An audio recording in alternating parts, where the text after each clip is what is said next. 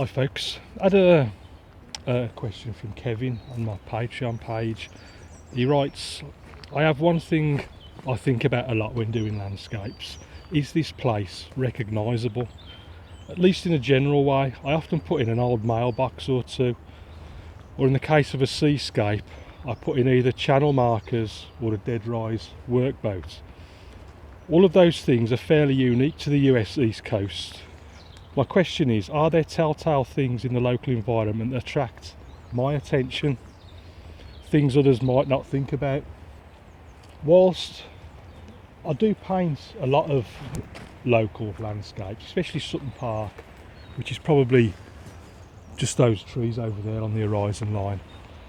The paintings generally tend to be a sort of a generic type of painting. It could, I mean, although it's local to me, it could really be anywhere in truth. There's nothing specific about the paintings. There's no telltale markers or anything like that. Not only that, but I think the main thing with me, when it comes to landscape painting, I'm more interested in the sky than what I am in the land, generally speaking. So if you look at the sky like this now, it's the sort of mood and atmosphere I'm trying to capture from that sky into the painting.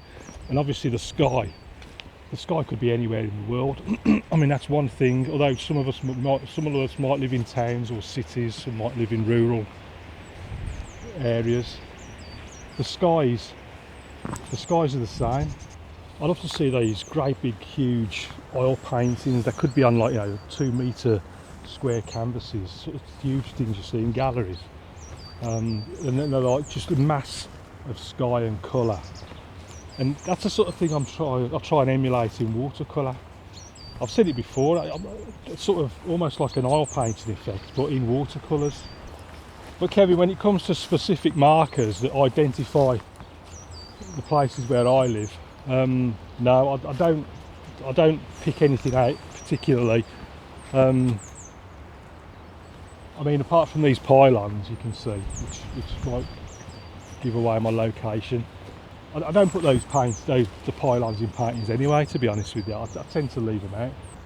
In saying that, I mean, there's probably things in my local environment that I take for granted and don't realise they're not as commonplace maybe to other people who may be watching from further afar. We take a lot for granted, and what may seem common to me may be very, very rare to others, and they might be able to pick things out in my paintings that I didn't even realise were sort of local features exclusively to me. I don't know, but I don't intentionally pick anything out, so to speak. So I hope I've answered your question, Kevin. If anyone else has got any thoughts or comments, just leave them below, and I'll catch you next time.